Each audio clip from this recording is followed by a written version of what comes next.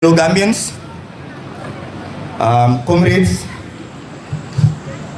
and well-wishers of the struggle and the movement, welcome to the commemoration and the celebration of the first year anniversary of Gambians Against Looted Assets. My name is Omar Saibo Kamara. I serve as the spokesperson of this movement, and I will serve as your moderator for this event. If we recall, on the 8th of May 2025, young people intended to take the streets rather, but just a little bit of context. The Gambia going through a transitional justice process that have pillars, and a principal pillar of this process was the Gala Commission, also Commission of Inquiries, that was tasked to investigate and look into economic crimes, corruptions, and financial management issues of the former president, Yahya Jammeh. After years of investment into the commission, the report was produced and accepted by the government through a white paper.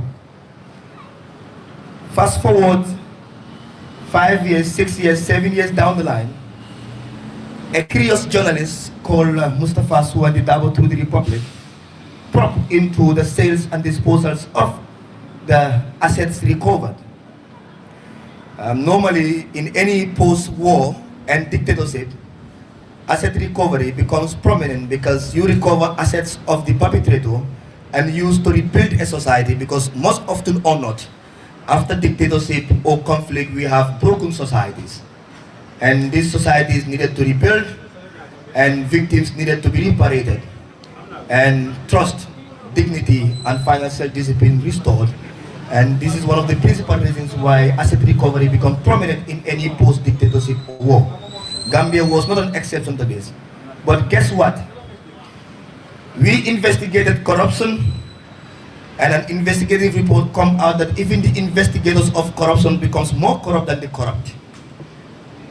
And the young people thought it's high time we take the streets. It's high time that there is a mass movement that ensure accountability, transparency, and respect for the rule of law become the cornerstone of our governance and our democratic dispensation and our democratization. When we went out in 8 May 2025 with an intent to protest, we were kidnapped, and then our right to protest were seized, and we were behind bars for 2 nights and 3 days. This gave back to a movement of the masses, a movement of the people, a movement that have changed this country, and we often say Gambia have never been the same again since May 8, 2025, and Gambia will never be the same again moving forward, because the people's movement was born, and a new Gambian was born that refused to be silenced, to be caged, and to accept corruption and ensure accountability emerges. And today we are here. But also we need to remind ourselves that we are not here just simply because we wanted to be here. We fought to be here from May 8, 2025 to May 8, 2026. Actually, we had a better celebration. We celebrated it in behind bars, and then we celebrated it in best and the most noble way, that if the streets are stopped, we go behind bars, but the voices of the masses cannot be silenced and cannot be shut down, and power belongs to the people, and power to the people, and welcome the masses to this noble gathering. First, I would like us to sing the national anthem. DJ, if you're set, please take us to the national anthem. Please rise for the national anthem.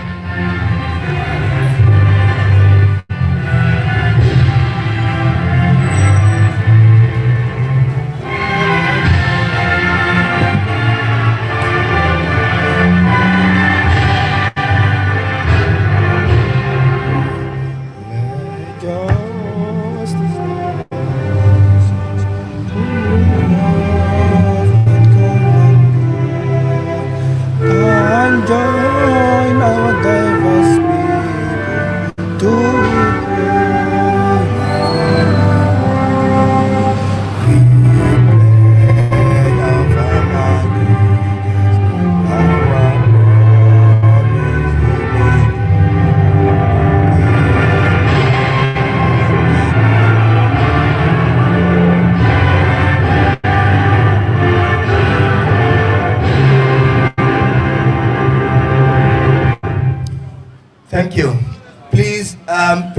rise up one more time.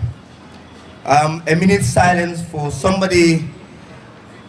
Vividly remember that May 8th, May 9th, and May 10th, while we are behind bars, Mustafa Kandi was one person that took the streets and slept on the streets, and unfortunately today, we are not with him.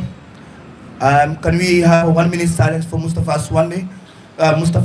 Kandi, for his soul to continue to rest in peace. And whilst we remind him that the struggle is continuing and Gambia will be free. Thank you.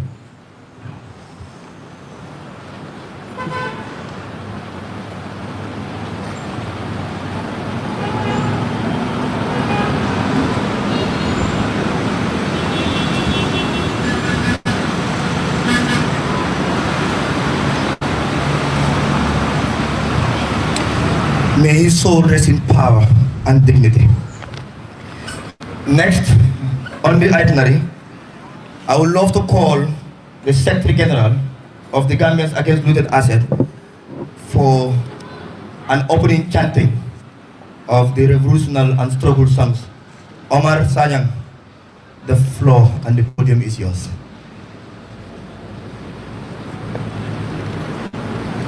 Power! Power! I'm not hearing the noise. Power! Power!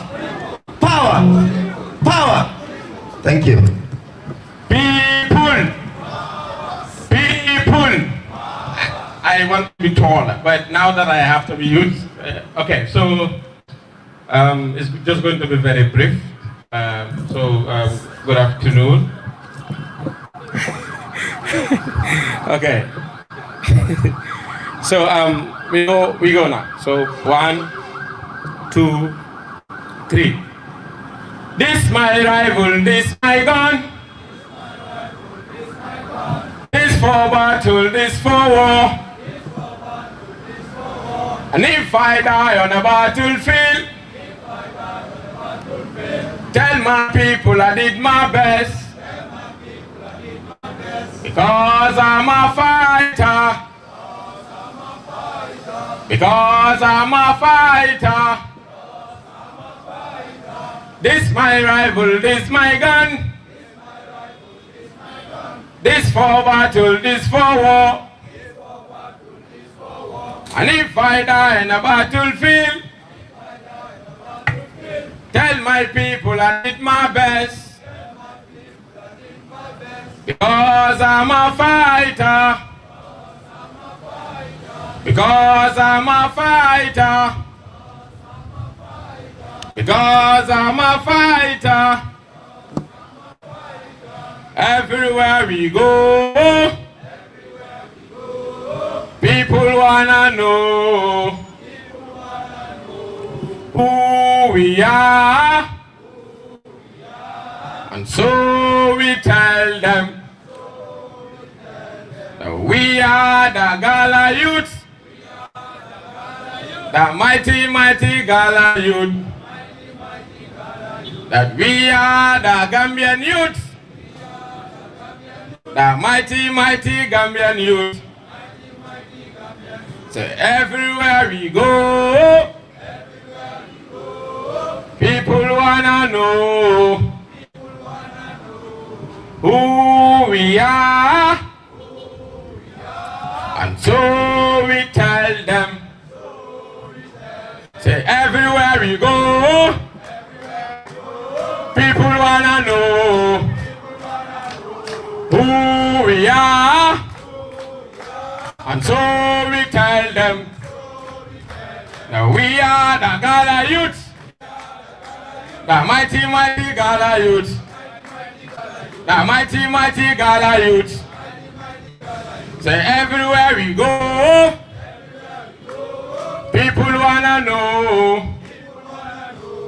who we are. And so we tell them we are the Gala youth. The mighty, mighty Gala youth. Power! People! People! Power! Power! Thank you, comrades. Thank you, Secretary General and Head of Choir. for Gala. All right, thank you very much, Omar, and that is a good warm-up. Before we get into program proper, I will want to follow a few protocols. Ali will agree with acknowledging stakeholders, but we need to acknowledge the stakeholders. So first of all, greetings to the National Coordinator of Activista, Mr. Ansumana Kamara. Activista have not just been a partner, but a parent body to Gala. Thank you for the support, and thank you for the solidarity, and thank you for always guiding and showing us the way. To the Executive Director and the team from Edward Francis Small Center for Rights and Justice, Mr. Madi Jobat and the team, you're welcome. Thank you for the support and the solidarity. And to the Executive Director and founder of Gambian Participate, Mr. Marnyang, thank you for the support, the continuous advice, even though sometimes we only say, okay, sir, we're going to do it, and we do something different.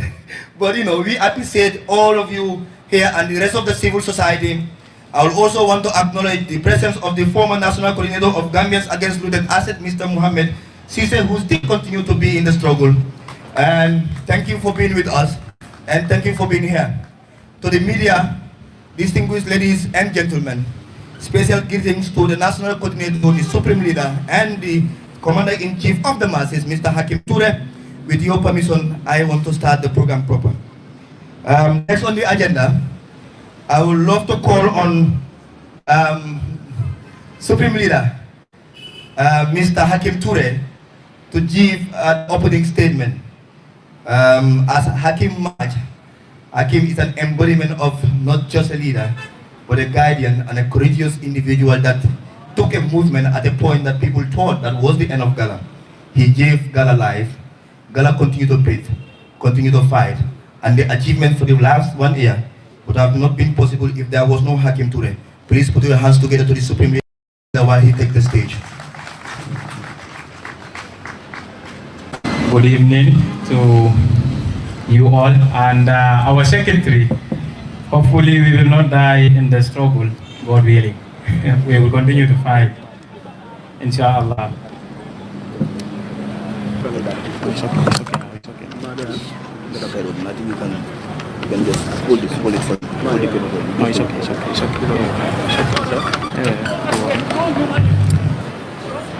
Good evening, comrades, fighters and steadfast believers in the struggle against oppression, injustice, and bad governance. To our legal team,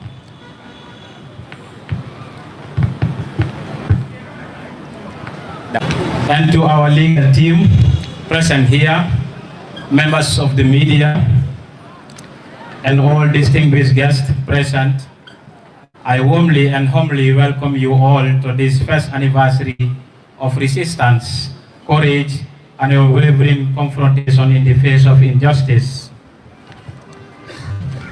Today we gathered not merely to commemorate, but to reflect.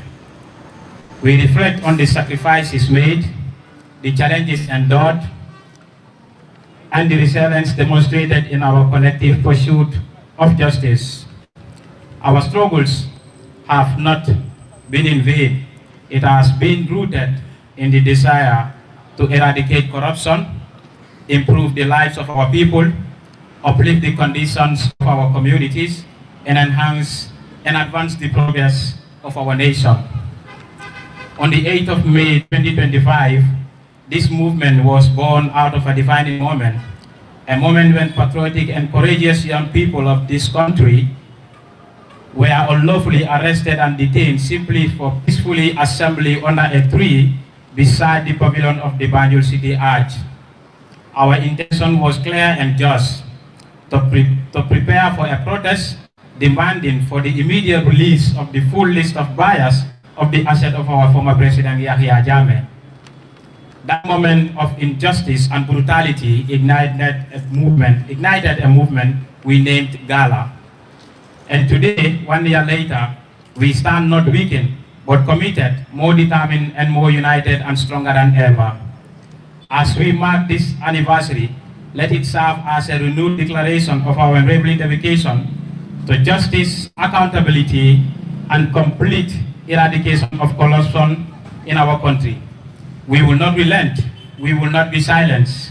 we will not be intimidated, and we will continue to stand firm until transparency, integrity, and good governance prevail. God bless the struggling masses, and God bless the Gambia. Thank you all. Power to the people.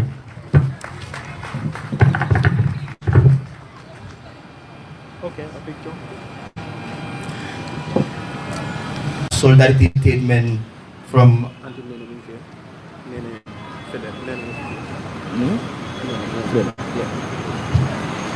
Next, we're going to have solidarity statements from our partner organizations. But before that, I am told that one of our comrades, sister, who is busier than any other person when we are behind bars in the building, Nene Freda Gomez. Nene Freda Gomez, power belongs to the people. Power belongs to the people. Welcome, comrade. Thank you very much for being part of this struggle. I don't need to thank you to be part of it, but for protocol purposes, so that stakeholders are intact. Next, we will start with Activista, and we will also call the national coordinator, Mr. Ansumana Kamara, to give a solidarity statement. Good afternoon. My name is Ansumana Kamara, just like Saibo said, coordinator for Activista de Gambia, and I am really happy to give this solidarity statement on behalf of my organization, which reads, distinguished guests, colleagues, and fellow citizens, I greet you all. Today we gather to celebrate 1 year of Gala's existence, a movement that has stood firm as the voice of the people, holding duty bearers accountable for their actions and inactions which directly affect the lives of the masses. In this short time, Gala has proven that when citizens unite with courage and conviction, they can challenge injustice and demand accountability. Every concerned Gambian must recognize that Gala belongs to all of us. It is not the responsibility of its members alone, but of every citizen to protect them, to ensure their safety, and to defend their right to speak truth to power. The well-being is our collective responsibility because their struggle is the struggle of every Gambian. Let it be clear that Gala is not a group of young rebels. Gala is a body of citizens demanding a just and equitable society where every Gambian enjoys the dignity of life. This vision is shared by Activista de Gambia, which is why we stand shoulder to shoulder with Gala in collaboration and solidarity. Together we affirm that justice, equity, and dignity are not privileges, they are rights. We therefore call on the government of the Gambia to withdraw all cases against Gala members currently before the courts. Criminalizing voices of conscience and only weakens our democracy and undermines the very principle of justice that the state is bound to protect and uphold. As we mark this milestone, let us recommit ourselves to build a Gambia where civic voices are respected, where accountability is the norm, and where every citizen can live free, dignified, and empowered.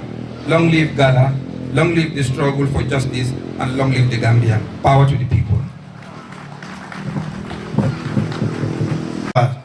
Grateful for the solidarity, for the support, and those words to the masses and to the Gambia government is clear and loud that Gala are not criminals, and we will never be criminals. But if also being the voices of the masses will make us criminal, we are proudly going to continue to be criminals for the best reason and for the masses. Next on the agenda, I want to acknowledge the presence of our continental activist, Mr. Babukar Nyang. It's an oversight, Kaisma boiler, so I remember when we were arrested first, Babukar was out of town. Like he could not do his meetings and all of that. And I am seeing other comrades out here to Team Gomsa Bopa. Thank you for always being here. And then particularly, I said I have not been a spokesperson for 3 nights. And the spokesperson during that weekend is no other person but Mr. Lamin C. Guys, I want to hear that those claps so loud for this guy. I remember the first time he entered the cells. He was like, I'm going to be here very soon, and Hakim have to get up from the sleep and say, Lamin, see, I don't want to see you behind bars. And every 2 minutes, Hakim have to send a message outside so that he makes sure that Lamin doesn't join us in the cells. Lamin embodies so much of what it takes to fix a country. Comrade, thank you very much. And on behalf of Team Gomsa Boba, I invite you to the podium for your solidarity statement. Please join me to welcome Lamin C to the podium.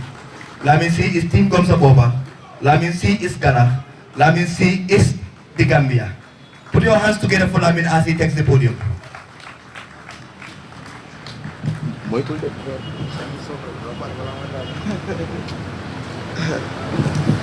I thank you so much.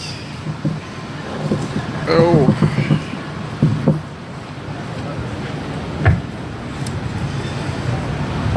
All right. Good afternoon, everyone. Or should I say good evening? Like I was rightly introduced, my name is Lamin C. I serve as the national coordinator of an organization called Team Gomsa Boba, and as well too, I'm Gala too, because these are just organizations. But at the end of the day, you know, we are the things that we fight for. It's a common goal attached to it. So I'm Gala, I'm Gomsa Boba, like he rightly said. I'm EFSS, I'm all of it. So I'll be doing the solidarity statement for my organization. This is how it goes. To our dear sister movement, we stand in full solidarity with you following the painful violations of your rights in last week and last year as well too. Your courage, your resilience, and unwavering commitment to justice continue to inspire us all.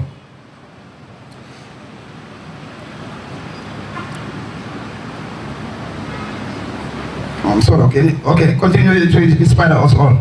Even in the face of intimidation and injustice, no movement fighting for dignity, freedom, equality should ever be silenced or mistreated. Please know that you are not alone in this struggle. Your voices matter, your work matters, and your right must be respected and protected as well. We strongly condemn all actions that sought to undermine your freedoms and weaken your efforts. Such violations are not only attacks on your movement, but also on the principle of human rights, democracy, and collective justice that unite us all. In movement like this, solidarity becomes our shared strength. We remain committed to standing beside you, amplifying your voices, and supporting your calls for accountability and respect of human rights. May you continue to find strength in unity, hope in community, and determination in your mission. Together, we will continue to resist injustice, and work towards a future built in dignity, peace, and equal for all. So this was the statement from written by our PRO, Flex Dan. He should have been the one to read the statement, but he had a very serious emergency, so he could not make it, and I have to step in, you know. Although, you know, moments like this are very emotional for me, and you can feel that in my voice. But like I'd like to add on it is, let's just keep on pushing, because at the end of the day, the country belongs to all of us. As youths of this country, you know, and the future of our children, we cannot just let this government and, you know, any other administration narrow down our efforts when it comes to democracy and human rights. So we are in solidarity with our sister movement, Gala, and we keep fighting with you, you know, until the right thing is done. Power to people. Yeah, thank you. Thank you, Comrade Lamin C, and truly, power to the people. Next, I would like to call on Mr. Marnyang, Executive Director of Gambia Participate, for their solidarity statement. Mr. Marnyang. So, like I said in his introduction, Mar will call me and advise me, and in the next minute we do something other. He'll call me, say, Boba. But he also forget that he trained some of us Beggar Bob, and now he wants to be a little bit calm. But you know, the trainees will continue to be stubborn. You know, so it's a good thing to have Mar, and thank you for always being in solidarity and for supporting the movement and then the voices of the masses. The podium is yours. Do that. Assalamu alaikum. Just to start, I don't want to call them these kids, but I think Mari Jabate will be so proud of his decades of work. He was seen to be the most stubborn activist, well, stubborn in a good way in this country, but now he has produced those that are far more stubborn than Mari. I think we are on the other side of the spectrum. Yes, we don't want our youth folks to always be arrested. And I remember making a lot of calls before today, called Saibo, Madi, and Hakim, so many others, just to ensure that our youth are protected, because we want our youth to be alive to achieve the great work that they are doing. But first, it's important to shed light on why Gala exists. If animals were not sold equivalent to the prices of tissue paper, there would not have been Gala. If luxury vehicles were not sold to the equivalent of, or should I say, price less than $5,000, there would not have been Gala. If landed properties were not forfeited, or should I say, assets that were forfeited allegedly through corrupt means, if they were not disposed of through corrupt means, then there would not have been Gala. If the assets of Yaya Jammeh were disposed of in a very transparent manner, there would not have been Gala. If the correct valuation of assets were done transparently, disposed of transparently, and the proceeds of those assets were reported on how they were used, Gala would not have existed. So in essence, Gala existed because of the concern of public sector corruption, and it continues to be a concern. And we keep telling the government, the way citizens are given urgent attention if they experience accident at the accident emergency at the clinic, corruption should be treated as such. It is costing lives. It is through that failure in our public sector and corruption that we lost almost over 60 kids of AKI. So the government needs to understand and acknowledge that yes, there is corruption. And when people talk about corruption, we are not saying everyone in the government is corrupt, but people have responsibility of oversight, people have responsibility of accountability. And then also, accountability cannot be selective. If it is selective, people are going to come up organically. And I don't want to give a TED talk, but to our law enforcement officers, I don't think this was difficult. Today, everyone is here seated, civilized, talking professionally, calmly. So it is really unnecessary to be exercising a lot of force for such. I commend them obviously for allowing this to happen. But most importantly, going forward, Gala and any other youth organization or movements that want to come out and protest against corruption, they must not be subject to harsh treatment. They must not be subject to sending them to the cell to spend their weekend. There's no gain in doing such. I believe there are those undermining the progress of this country and they're in government. There are those that have been benefiting illicitly from public wealth, they're in government. The police have the mandate to investigate and prosecute corruption. They should redirect that resources and energy in investigating and holding those people accountable. So to Gala, yes, we're going to have disagreements. We want the best for Gala. And I now understand Gala's game. Saibo has already exposed that. We will advise. And he will tell me, yes, I will get back to you. And the next time I will see them arrested, right? So thank you very much. and Assalamu alaikum. Thank you very much, Mar. That's the beauty of movements. We are going to change the tactics now. So you're not ever not going to get to us. But like you said, there will have been no gala if the Jame assets were disposed properly. And there's only gala because there is highly public sector corruption. And I keep saying lately that there are 3 religions in this country. There is Islam, there is Christianity, and there is corruption. And people worship corruption more than they go to the churches and the mosques. Then corruption must end. Because corruption is a disease that killed a society. And a dull society cannot prosper, cannot progress, and cannot develop. Thank you very, very much for that statement. Balin lamoy lalu. Bal konto na Gambia nol mumbe Gambia yang aning Gambia la bantala banko kan. Alnal badi maleng Omar Saibo Kamara Gala Diamula.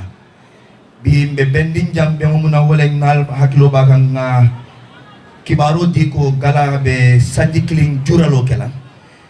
Ning hakilo bakang sanji kiling koma me karo tili saila fonin kel finta nyim banko kan kela balambaya itandi kan nyinin karo ke nyinin karo be tending ya jamela bagasul mu yalanko ye kafunyo madanko ay sunyaro nin tagirinde alke ko bagasul soto bagasul nyin naraka kafunyo ma bari mo nyaraka findi ka fo Mustafa Suwandi Dabo wala journalist o munka kiskisiro ke ka fo me investigative journalist araka itandi ko bagasul nyinde ye kisikisile ba ne kisikisiro fananke eke wafile pour yew kodo ta yake bankola ranke so kono naraka je ko awafiro nin kere nyamin anin silo manta and womu kulete mu yalan ko akan nakarol nan ngani sunyaro man sa kun angale ka mu ye corruption banko dumul findi da kela balambaya itandi ka man sa kunda nyinin ka mun na mawo tamadini silo la man sa kunda na ka nyapi fondin kel kan yesoron tilifula tilisaba suta fula biri findi da we mu ne wulu wala ay kafolo wulu kafo mu yalan ko akko ibe balambaya dinda kaje ko molte dele la nyantol kan koteke yaje ko man sa kunda tamandani tonya ning hormolin silo la and bi ni juma tambila mun kerte findi na kawle jura loke nim polisol naraka sere nyoga ko rega bada alhamdulillah bi ferem findi nan ko deke ka jura loke ka itandi banku dimul la ko tel manke dindingul di mu yalan ko kunjale bento ngajele ko banko mun tataka ning kairo ko bi gondel ngam munje wolen ko Gambia man fukare ya ka samanya min aneka sunyaro min ge wala nambe fukare ya kono ka itandi mo la ko mu manya ka dale tano de ka pharmacie mus de ka boro sam pharmacie mundo na dinul kata karam mudo bare buka karam no properly mbewo beol do jambi and then Galas, are you anywhere close to me? Can you translate in Wolof, Galas, please? Just 2 minutes to translate what I said in Wolof. Galas, I'm an authority in this country, so if I ask you to do something, you have to do it. High morals, high discipline. High moral, high discipline. Thank you, Galas. Thank you. So we'll have Galas run us down quickly in Wolof and Ablai Tiba in Pular, and then we're going to have our final solidarity statement and we get into our panel discussions. Also, I am very democratic. Do you guys need prayer break? Or it's already gone? We have already prayed. Oh, I like that. That's why I'm just pretending to be democratic, but that's a nice thing though. And Galas, 30 seconds. Slow. High moral, high discipline. Assalamu alaikum. Ñu ngi leen a nuyu yéen ñu fi teew yëpp di leen nuyu ku nekk ci sa tur ak sa santa di wax ne tey bés bu mag la because ku nekk dafa am ci li nga bokka ba pare ñun dañ bokka ci loo xam ne ñun ñëpp ñoo ko taxawal muy Gambia Against Looted Assets ñu gën ko yoo xamee ci Gala ñëw nañ nag ba nga xam ne fu mu nekk nit ñi wax nañ ñu ne ñu wàññi English buñ dee speak ba pare di blend our local languages because su fekkee ne da nga xool the suffering masses of this country ñu dee change narrative si dëkk bi soo ko xoolee from independence to date Gambia the uneducated people always ñoo dee change narrative si dëkk bi buñ toogee ba 2016 Solo Sandeng mu disappear ñu téye leadership ak parteem the uneducated people ñoom nga daan gis ñoom ñoo dee nekk si street bi elite si moom always rubbing their palms di xaar pour things yi sotti ñu ñëw indi seen credentials ne ñoom they are the competent people. This country has always been like that. So Gambia Against Looted Assets lu ko taxawal moom moo nekk ne past régime bi fi nekkoon 22 years mu jógee fi nit nekkoon fi président bi moo toog mu am $700 overdraft mu génn fi after 22 years nit ki ñëw am ay billions of dollars si assets Moustapha Suwandi Dabo étiqué ko nit ñi génn si tali bi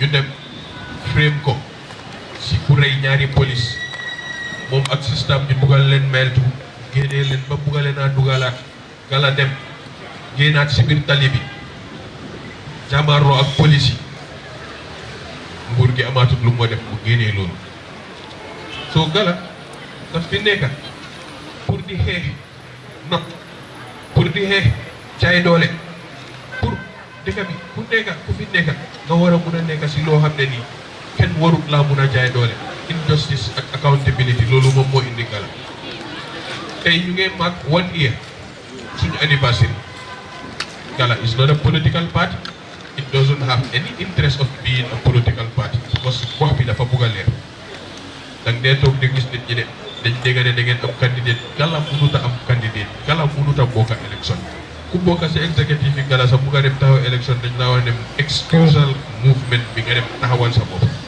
Gala daf fi nekk pour di xeex jaay doole Gala daf fi nekk pour di xeex noteel si biir dëkk bi te assets yooyu noonu ba tey full list bi génnaagut 66 xale yoo xam ne nii dañ leen jox garab bu bon bañ teye si biir dëkk bi fii nga xam ne ba tey Ministry of Health yóbbuwut si kenn mayeltu kenn resignut te 66 xale dee si biir dëkk bi Gala loolu la moo xeex Gala mu ngee xeex leneen lu bari li nga xam ne moom moo nekk si biir dëkk bi nga xam ne Gambia dañ bugga pour mu nekk dëkk boo xam ne nit ku fi nekk di fi eewoo si biir dëkk bi everything li nga bugga war na laa mun a ñëw fekka ci loo xam ne nii corruption doo ko si dugal soo lii moom moo éteki Gala ba pare lii moom moo ñu ñëw indi soo ñun dañ fi ñëw tey pour célébrer 1 year anniversaire lii ba pare di leen wax ne yéen a nekka doole Gala yéen a nekka di direct nu Gala dee demee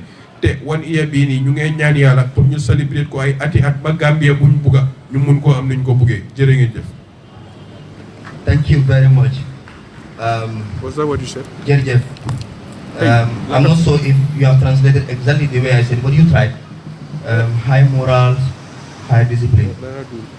Thank you. And Ablai Tiba, 30 seconds in plan. I don't know how to manage that, but I'm almost running off time.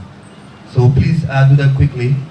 But before that, I want to acknowledge the presence of the National Human Rights Commission and our billing and our councils, but I will come back to our councils properly after the plan before I get into the panel discussion and the rest of the solidarity statements. But for now, the one that is visible here is Johnny Jai, Council Jai. Thank you for coming and thank you for standing by us. Thank you for the pro bono and thank you for being the people's lawyer. And to the rest of the lawyers, let me do it quickly so that you come. Council Nene Cham and the entire Gambia Bar Association, LS Kamara, Lamin Jedabo, Abdullah Fati, Salih Tal, Mariama Tabali, Mohammed Baji, Hassan Martin, and all the other lawyers that team up to defend truth, and Khadijatu Ejalo to defend truth. Yes, I have already acknowledged the presence of the Human Rights Commission. To our lawyers, thank you for defending truth. Thank you for defending democracy. Thank you for defending human rights. And technically, thank you for fighting against corruption, because defending people that fight against corruption is technically fighting against corruption. The people's lawyer, once again, can we put our hands together for the lawyers? Power to the lawyers. Thank you very much. So next we have Abdullah Tiba for 30 seconds in Pular. And then we have Edward Francis Small, Center for Right and Justice for Solidarity Statement. Then we'll have Manko, then Africa Rising. Thank you. By the way, yesterday I got a goal that I should really need to go back to the village and learn Pular again. But let me just try. Alright. Assalamu alaikum, Musib Gambia. Komin Bitamon Abdullah Tiba. Imbori Mbotai Gala. Mbotai Andula ko darani do leading do pour habogol corruption, jay dole, yo laran lamu no nabira leading di yeso da ta alel leading di yimbe fof warane njering. So ngunyal wo hande Gala hemno hitane gilambe fuddi won endi lady Gambia do kono hitande yawtune ne yimbe fof si sitori membaji mo en hewdi nangama be anaba kaso be anaba mile 2 be ya court ha joni be funtani ndakko be criminaleji be funtani ndakko be sukabe be anduda be yori koye kono be funtu comme lamdogol alel Yaya Jammeh omo accuno do gilamo immiɗo 2016 government o waɗino establish commission hono ɓe nanni on haalis commission o noon addino recommendation mumen kono mo waɗaka implement ɗum funtinno Gala May 8 last year government o funti nangi ɓe soki ɓe balɗe tati sorry gilam nden noon Gala funtina darani leydi ndi ɓe funti ko annduɗa leydi ndi ko no yeyta yeeso dal tagi ɓe daro. So basically ɗum woni movement o and mine waɗa assort Gambians that min continent daranogol leydi ndi min continent haɓanogol leydi ndi and min continent ko annduɗa ko nabata leydi ndi yeeso dal and min wona min hibbito caggal nangugol min naggol min kaso rek mi fogani ɗum hibbitan min caggal kono ɗum ɓeyɗan min okku doole cause anytime laamu ngu nangi Gala si funti next time Gala na ɓeyɗa heb doole and as far as corruption na ɗo as far as yeygol doole na continent e leydi Gala continent na funta e mbedda e na lamɗo and waɗa fight corruption injustice yo ko naɓaɗa leydi ndi yeeso on jarama. Thank you. I'm like, injustice and corruption is not. It's a pleasure to deliver this statement on behalf of the Edward Francis Small Center for Rights and Justice. And here it reads, 1 year ago, on 8th May 2025, a new wind began to blow across the Gambia. From the courage of a few young citizens grew a national movement called Gambians Against Looted Assets, Gala, that has since become a beacon of hope for transparency, accountability, and true democratic renewal. On this first anniversary, the Edward Francis Small Center for Rights and Justice stands in unwavering solidarity with Gala and all Gambians who refuse to let the dream of a just, corruption-free Gambia fade. Following the damning report by the Republic highlighting the dubious process in the sale of Jammeh assets and the official cover-up, young Gambians, tired of secrecy and impunity, organized. On this day in 2025, Gala held its first peaceful protest in Banjul, demanding answers, due process, and a proper accounting of the nation's looted assets. What has followed ever since was a testament to the movement's resolve. Despite arrests and persecution of its members and other protesters, Gala refused to be silenced. Within just 1 year of its establishment, Gala has emerged as one of the most impactful citizen-led accountability movements in the Gambia, through strategic activism, public mobilization, petitions, peaceful assembly, and consistent civic engagement.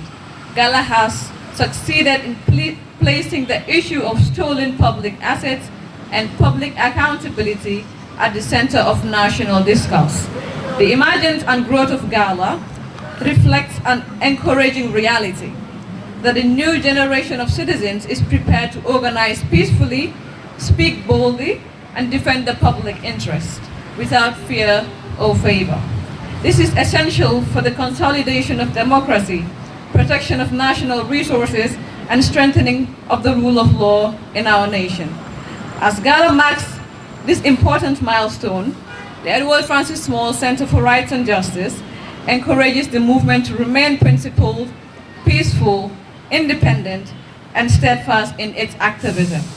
The struggle for accountability, transparency, and justice is a long-term national responsibility requiring persistence, courage, and integrity.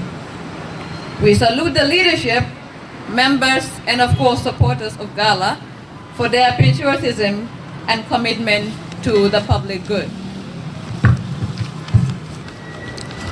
On this fourth anniversary, the EF Small Center hereby calls upon the government of the Gambia to drop all charges against all protesters and to ensure that the right to peaceful assembly, guaranteed by Section 25 of the 1997 Constitution, is fully respected. To adopt and implement all recommendations from the National Assembly's Special Select Committee inquiry into the Jammeh asset sales, to protect the civic space, activists, journalists, and citizens from retaliation, intimidation, or selective justice based on their lawful exercise of fundamental rights. On this occasion, we also make an urgent call to action to every citizen of the Gambia, at home and in the diaspora. You are not powerless. Speak about corruption at home, in your workplaces, in your mosque and in your church, in taxis and markets. Sign petitions, attend lawful assemblies, support organizations like Gala and others with your time, your voice, and of course with your resources. Register to vote and hold your elected representatives accountable between elections. Demand receipts, demand audits, demand answers. As Edward Francis Small taught us, the people's power is the ultimate check on authority. For our part, the EF Small Center pledges to remain a vigilant partner to Gala and to all movements fighting for transparency, accountability, and the rule of law in the Gambia. Together we carry forward the torch lit by Edward Francis Small, a torch 1 year ago, Gala lifted than ever before. So happy first anniversary to Gala and power to the people. Thank you, Omar. For Gambians against looted asset, we want to assure Edward Francis Small will continue to be principled, to be independent, and the fight to restore dignity and fix this country will continue. Thank you very much, Ajay. We want to, those who are standing behind, can you please sit down? If you're standing, Kaira, sit down. All right, please, let's have, we have empty seats, so let's sit down, please, so that we are on the same page. And next, I will want to call on Mr. Aliuba to read a solidarity statement from Mwanko, our comrade movement from East Africa. Mr. Aliu, please, the podium is yours. Thank you, Said. I'm a founding member of Mwamko. Mwamko is a Pan-Africanist, Marxist, leftist political education collective that is currently based in Nairobi.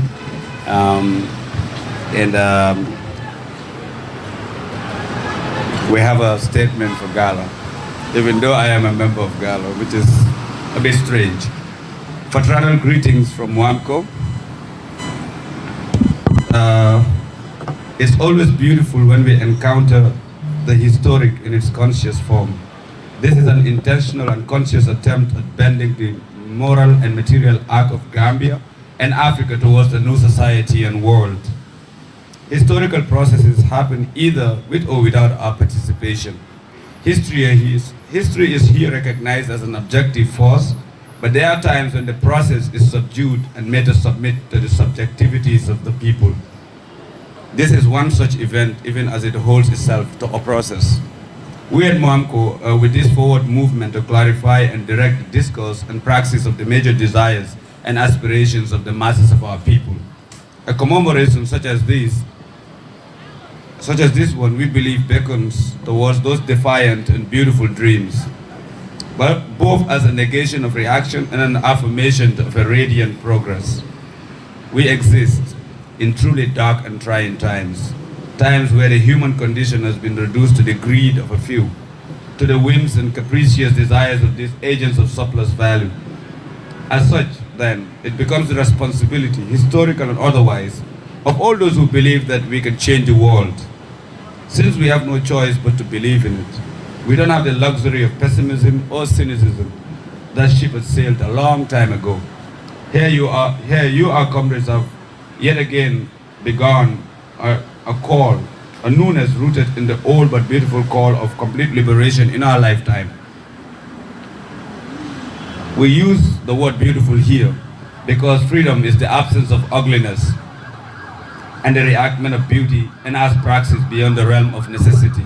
Glory to the struggle, glory to the righteous masses of the Gambia. Pan-Africanism or perish, socialism or barbarism. Good luck and forward till we meet in the new world. Yeah? Salute. Was from Manco, but also from Gala. And also Aliu have a lot of names, including the appetizer for police brutality. You know what that means. The police, Aliu they could and all of that, but it's part of the struggle. And thank you very much, Aliu, for that beautiful words. And then our greetings to our comrades in Kenya. Message well received and will be executed as planned. Thank you. And we'll now call on the final statement from the continental movement. Probably we call it the parent of all movements in Africa. African Rising is a Pan-African movement that shoulder most of the uprising movements, support them, but also they are financially supporting Gala in most of our Ali, the continental coordinator, could not be here, but I've sent a message and I will now have the singular honor to invite Omar Sanyang, the Secretary General of Gala, to read the statement on behalf of African Rising. Comrade, the podium is yours. Good evening once again, and I am your mics. We have a lot of mics here today. Saibo. Okay. Don't dismantle my mic, Omar. Okay. So I'm reading the statement from African Risings. African Rising statement of solidarity to Gambians against looted assets on your 1-year anniversary.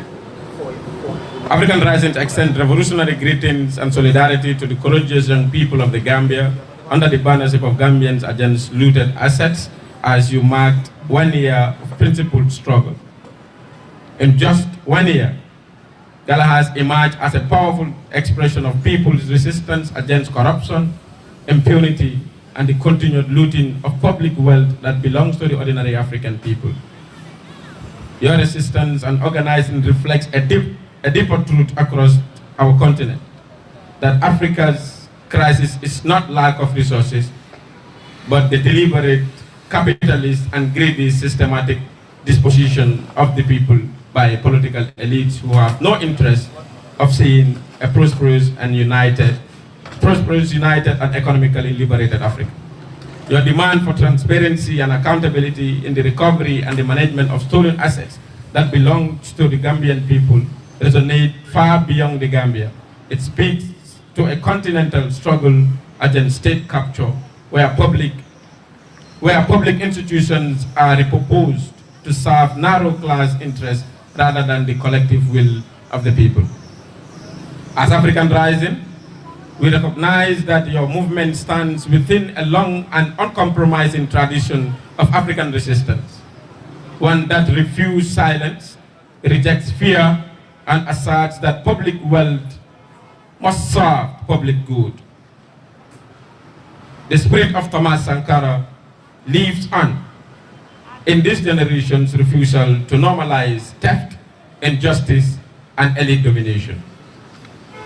We are clear that movements like yours, which confront power, at its roots will face repression, criminalization, and coordinated attacks from the reactionary forces. These were not just signs of weaknesses, but confirmation of the threat that organized people's power poses to entrench interests. As African Risings, we reaffirm that the defense of civic space, the protection of activists, and the strengthening of grassroots people-to-people solidarity are essential to build a truly liberated continent. The struggle you are waging, it's not an isolated fight. Across the continent, people's movements are rising against the plunder of public wealth. Pan-African coordination must not be treated as a luxury. It is a strategic necessity. Each victory against looting in the Gambia strengthens our voices across Africa in their demand for the return of stolen wealth. As African Risings, we commit to deepening the links between your struggle and the people's movement across the continent, fostering a united front and collective solidarity against a system of extraction that knows no borders. The forces we confront are interconnected, and our resistance must be equally united. As you mark this milestone under the condition of repression, arrest, and state intimidation, we urge you to remain resolved, deepen organization, strengthening political clarity, and continue advancing the principle that the wealth of Africans must be controlled by its people. The struggle against looted assets is inseparable from the broader struggle of economic justice, African unity, dignity, and genuine people's power. We stand with you in solidarity, in struggle, and in collective pursuit of a just and liberated Africa. Forward with the struggle against corruption. Aluta continue. Amandla. Thank you. If you assign a Pan-African to read a Pan-African movement statement, it sounds so good and so aligning. Thank you very much, Omar. Next, we're going to have an interlude whilst we set up for the first panel. And I would like to call on the following people to join me on stage for the first panel. And the topic of the panel is on consolidating the struggle, deepening people's power. The mic is losing it. Consolidating the struggle, deepening people's power. And the following people are going to be in this panel. But let's DJ give us an interlude. I think people are getting a little bit bored. Or you want me to call Omar back for another revolutionary song? The DJ or Omar? DJ or Omar? Omar, there is a song that emerged from the cells. You want to sing that song? No, but you know, where's Omar? So this is a song that everybody knows actually. And when we were in the cells, we tried to fix it and then put in some revolution. I don't know if it's going to be revolutionary, but let me try. If I cannot go and Omar will pick up from me, because I'm very bad at songs, but I think it goes like this. Omar, just come for a standby in case I mess up. So, yeah, Omar, thank you very much. Come this way, come this way. So we had this song late night, and it goes like this. Na na na ye, na na ye, na oh na na ye, na na ye, na vente Natalia, amambete Adamala Jimanya, amambete Barola Jimanya, Jampa amambete. Do you agree? Wait first. Do you agree to this song? If you agree, we go together. 1, 2, 3. Na na na ye. We are not getting anything. Let me act like some musician here. Can you hear me? Are you there? Are you there? Can we go? We go? Na na na ye. Na na ye. Na o na na ye. Na na ye. Na vente Natalia. Amambete adama la nyimanya. Amambete baro la nyimanya. Jampa mambete ya. Na na ye. Na na ye. Amambete adama la nyimanya.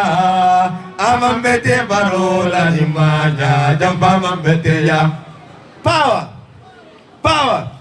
All right, we are getting set for the panel now, and I would like to call on the following people to take the stage. Can we have Mr. Madi? Pull it, DJ. Pull it. Can we have you can play you can play the music at a very low tone while the panelists take their seat. That should be okay. DJ Yamadiga. You can play the music at a very low tone while I call them to come. Can we have Mr. Madi Jobate? Mr. Madi Jobate.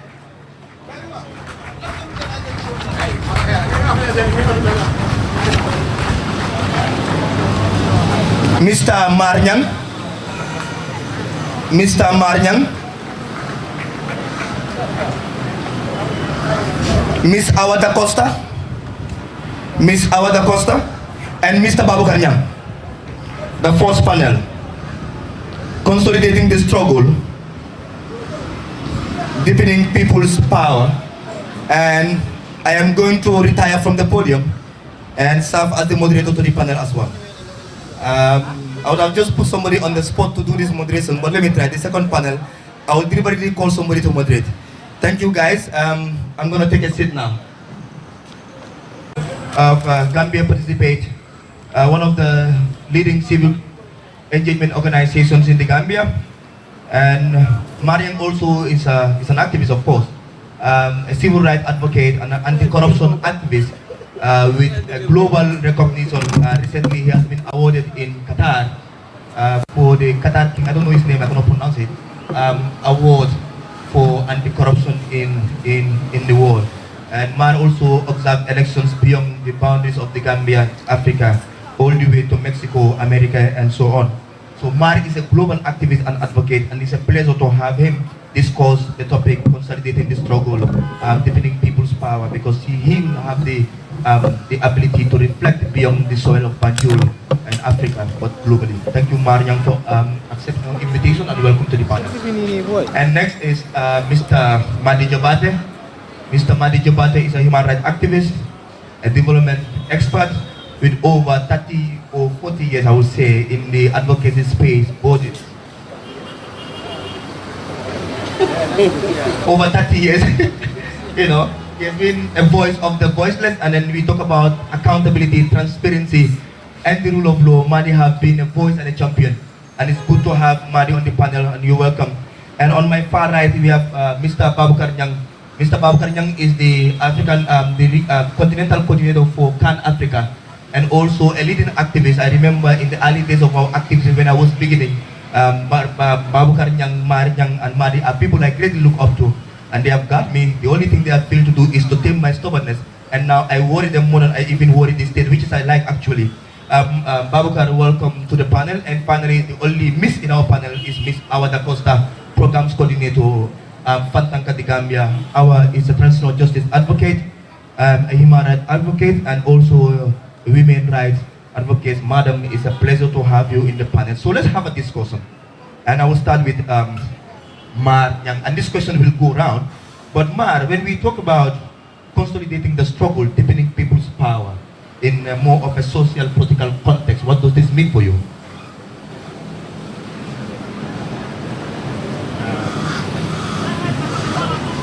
Okay. So that's a very tough question for an advocate. I know. I think we are considered more of an advocate that like discussion than the like of Aliu, who always like to create trouble and man. But how do we deepen the struggle, and what are we struggling for? What are we fighting for? What is the ultimate goal? Right?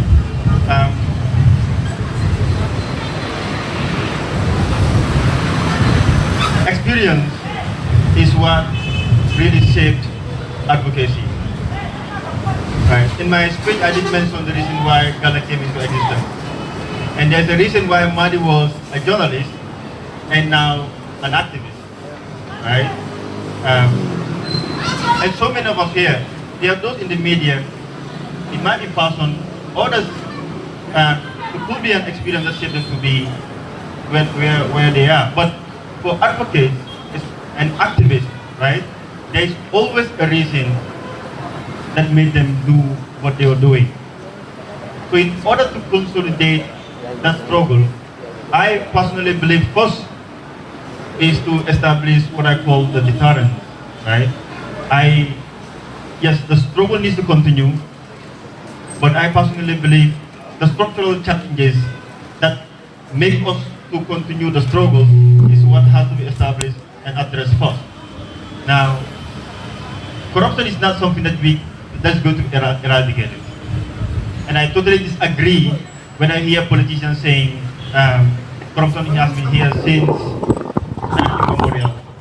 With me is, of course, Omar Revolutionary Sanyang, Secretary for Gambians Against Looted Asset. We understand today they are commemorating 1-year anniversary after actually, making several fights which they eventually won, most of them, and equally yield dividend, and then Gambians actually hailed them for that.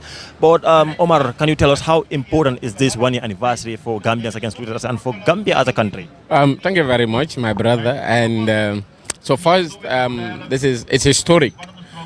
First, as far as the history of this country is concerned, there is no movement who ever celebrated an anniversary of their existence. And because of that, that sends a clear message that the Gambian people are behind the movement, and that is why the movement do not die upon arrival.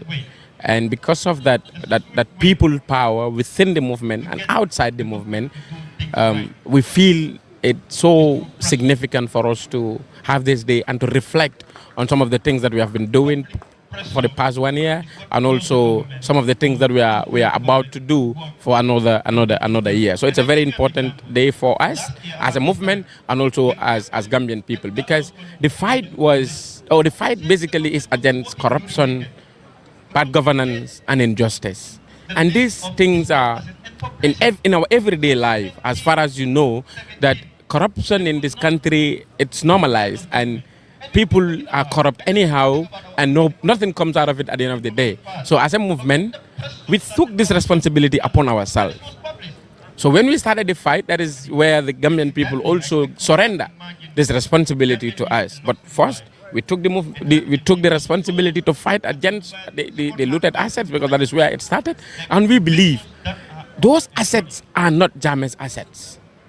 The assets are owned by the Gambian people, the poor masses of the Gambian people.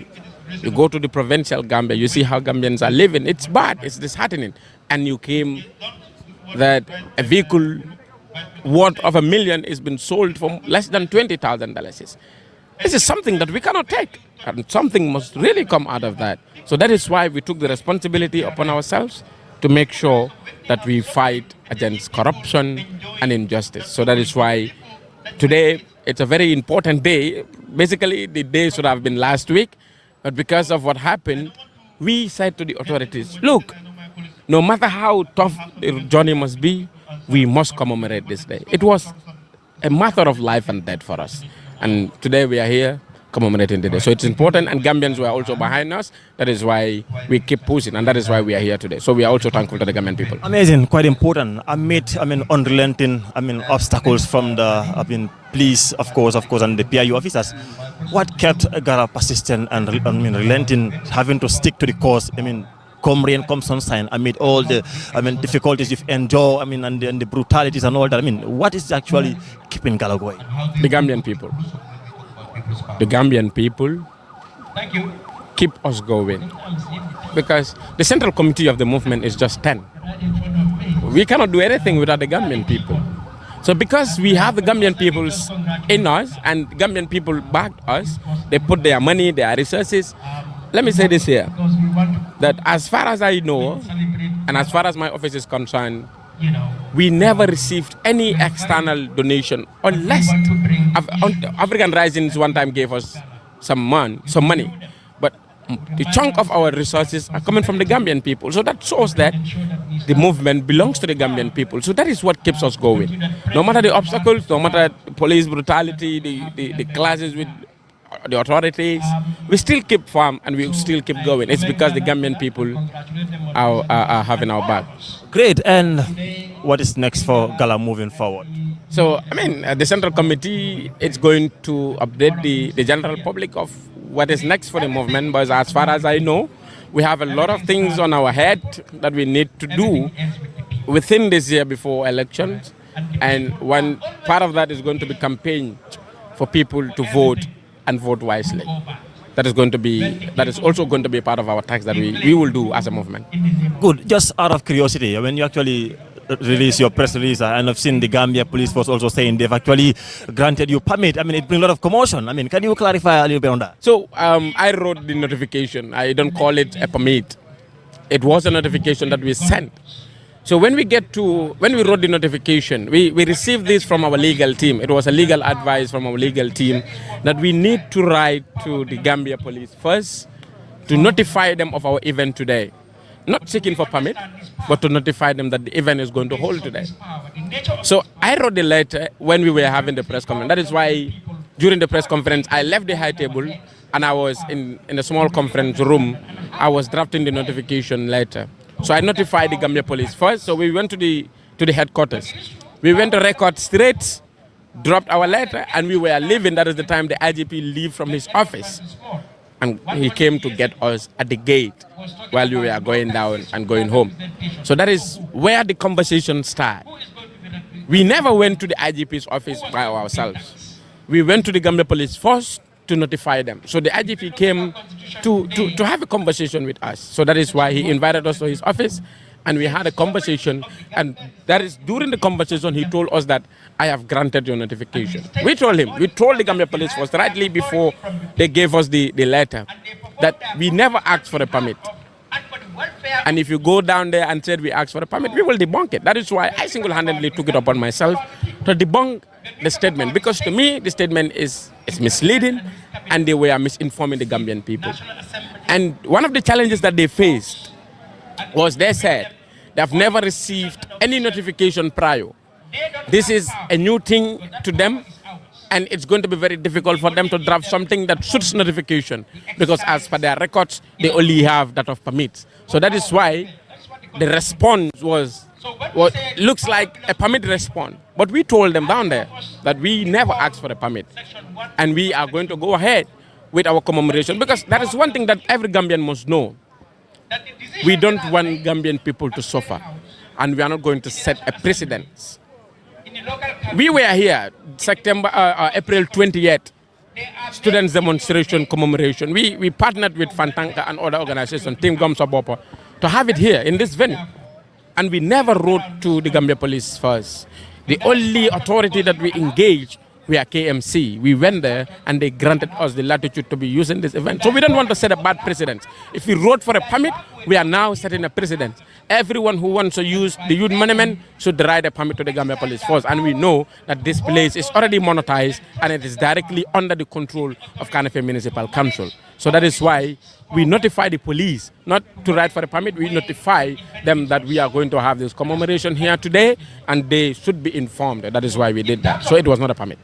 Thank you for that wonderful answer. And finally, what would be your message to the general Gambian people? That all power belongs to the Gambian people. Adama Barrow don't own power. Sidin Njai does not own power. Dr. Ismail Assisa does not own power. The government of the Gambia does not own power. Power belongs to the toiling masses of the Gambia. You go to provinces, you see how people are living. They are living a very bad life. Everyone deserves a dignified life, fellow Gambians. And living that dignified life, you have a responsibility. And that responsibility is calling truth to power. If things get wrong at the government side, we hold them accountable. They are our servants. They are no more better than us. They were nowhere better than us. Sidin Njai, last time I said it at Father Network, or Dr. Ismail Assis's sons and their daughters, they are not dignified than us.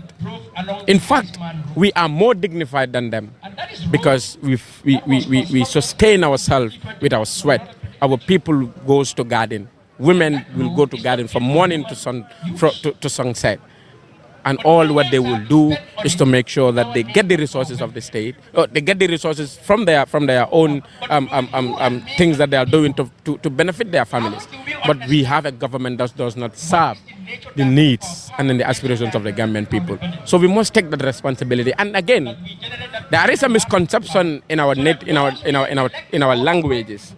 I said it there too, and I will say it. Instead of Karte Fayo, we need to change the term to Karte Karafo. We own power.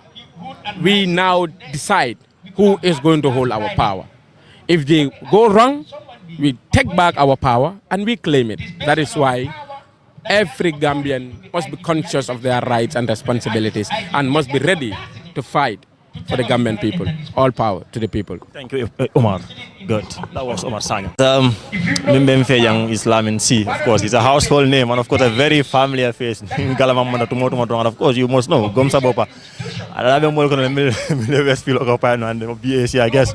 And then good to have you here. We understand ko bilang Galabila Sanja Kilo anniversary in Jurakan to Balamena Findra Katajirin and corruptional by.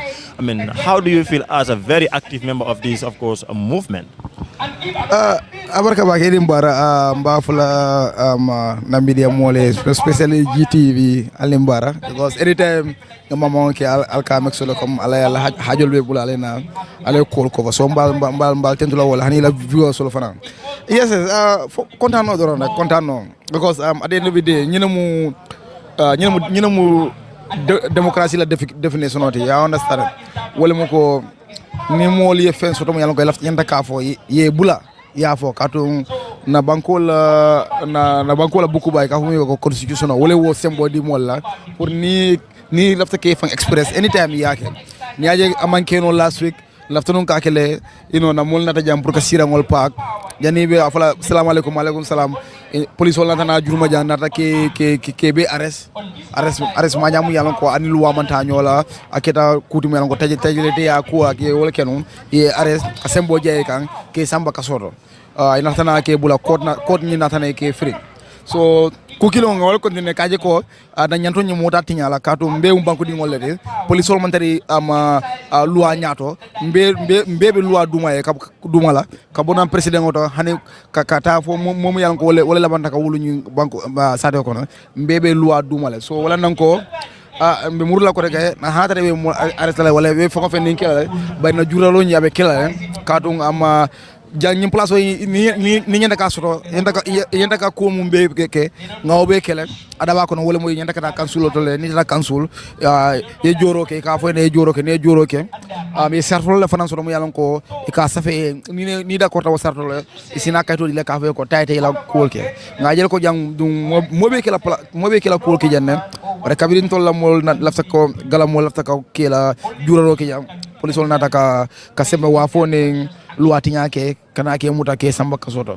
so bio kay foko ndano rek kadum to begin with lafta no nyina rek kana rek ka Mexico juroro nyin aketa kayro kono kado nyin police wala kanyin ko bal mum be fo abe kuma 15 ka foko nin tol nata jang juroro ki yang kule be kela jang apelende jam mum be jay mon le mu yalan ko de very responsible mon le mu yalan ko banko dingol lem banko kanu ibe mu doku lalti yela family soto ntol man hani intention soto ka ko ka banko tinya wala ka dula disrupt ñen mu kumale de mu yalon ko na police wala ka fore anu amalla tonya kan ka don il faut nyala yajele comme like more responsible ngol le bijan ka silen ka kacha banko la nyaato tala odoro na be keden so abenen kayro abenen kontano wo kumata bake bari I mean imamere ko man sakunda ka galajala as a threat to the government what is your reaction to that of course every pressure group in this country is a threat to the government galawo gomsa bopo ntol be e kan tol be je threat la because the thing is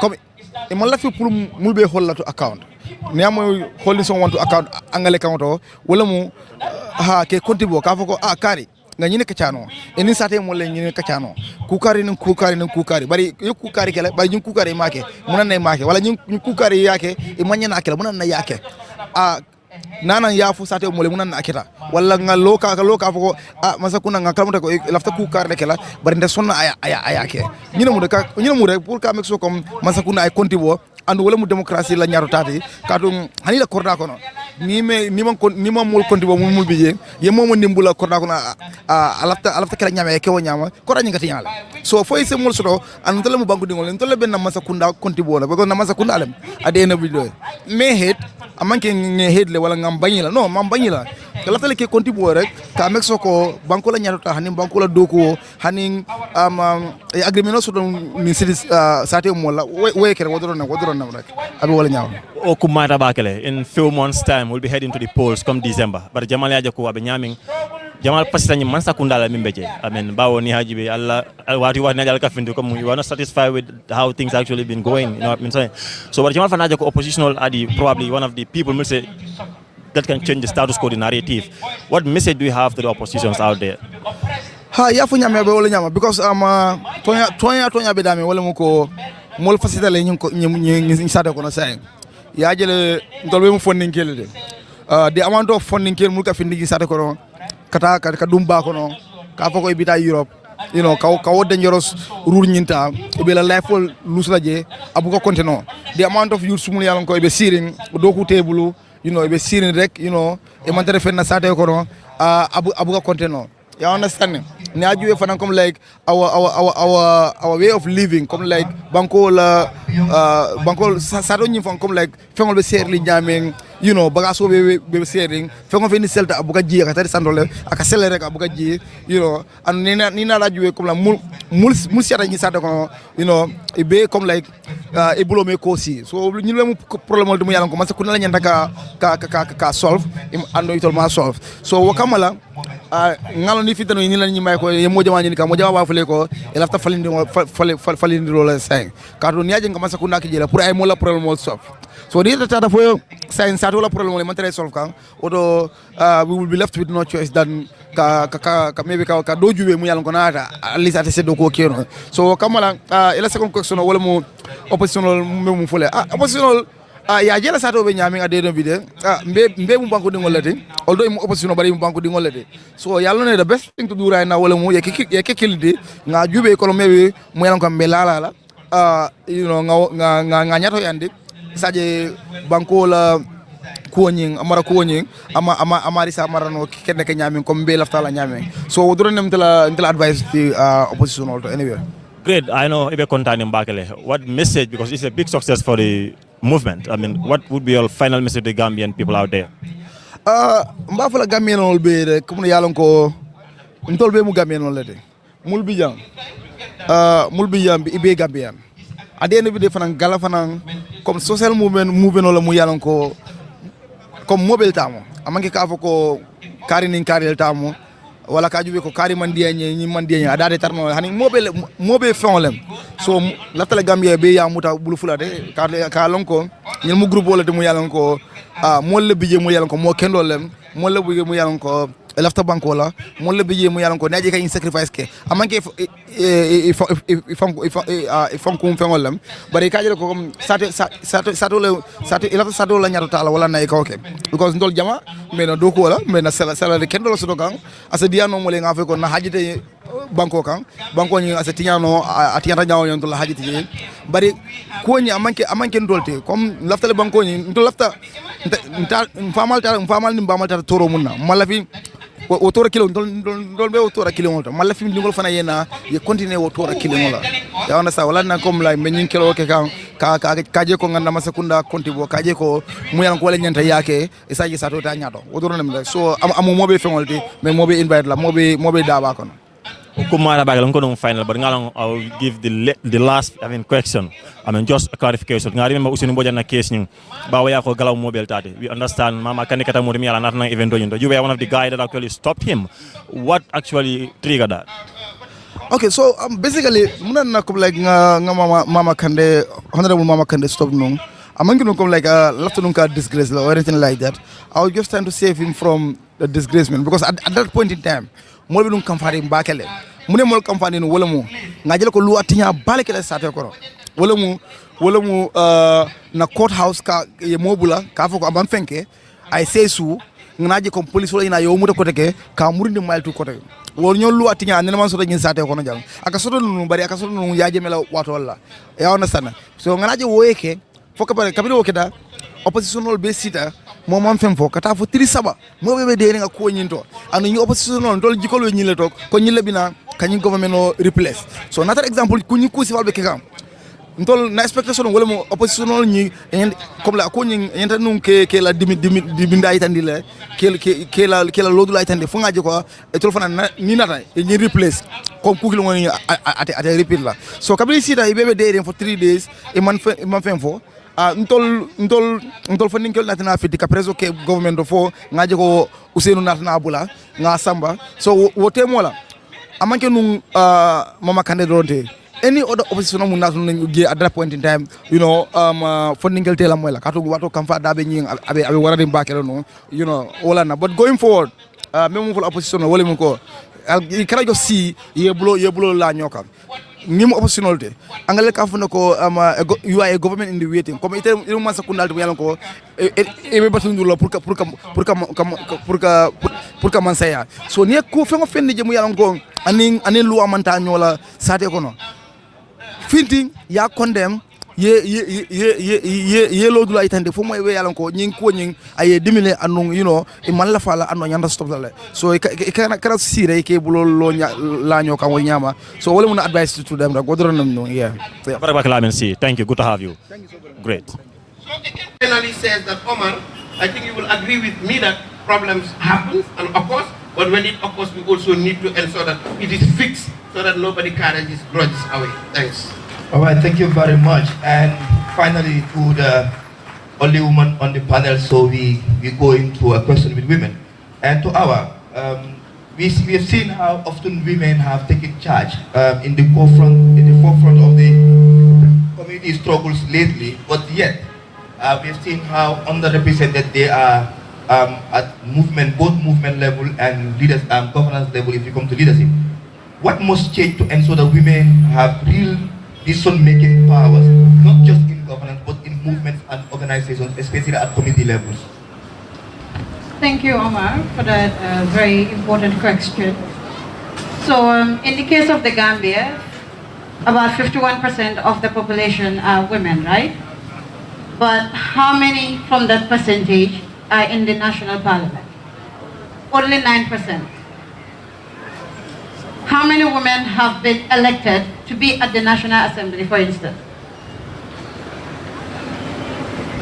How many women were nominated? In fact, we have the number of women because quite a number of them were nominated. So this just goes to show that the problems we have regarding gender, and I know when we talk about gender, majority of the times it is very controversial, and people may not always agree or see eye to eye regarding issues that have to do with gender. But the case of the Gambia is very deep-rooted, and when I say deep-rooted, it is very multidimensional.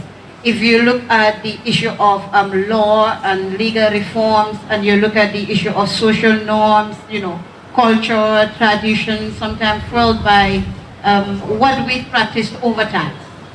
So when you look at the issue of legal reforms, for women, inclusivity should not only be symbolic, it should be systemic, and when I say systemic, it should also include structural authority.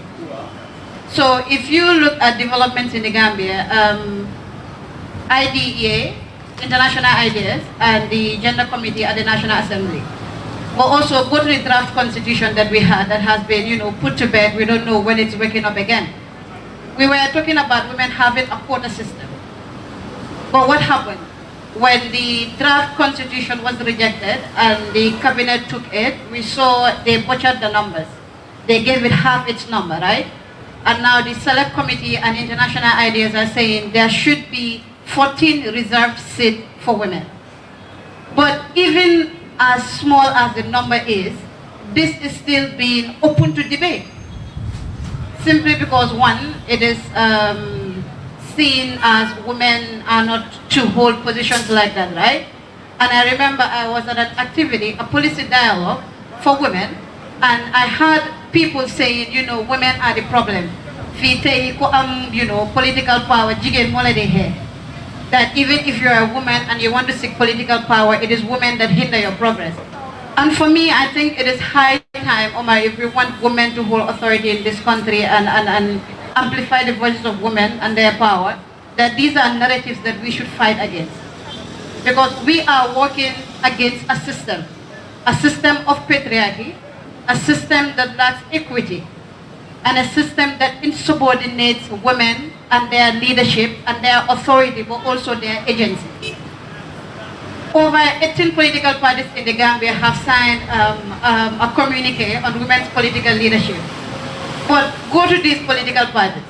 So they've almost made it a routine, you know, if the head or the flag bearer is a man, the vice candidate is a woman. And this has become so normalized that even if you go to a primary school in the Gambia, the class prefect would be a male. Immediately the class prefect is a male, the deputy class prefect role will be reserved for what? For a woman. Because you are always taught what? Be insubordinate, be subservient. And these are things that have to change. Women should not be limited only to, you know, mobilize. Women have a huge power when it comes to mobilization in communities. When you look at the elections in the Gambia, we know how fundamental women are in political parties.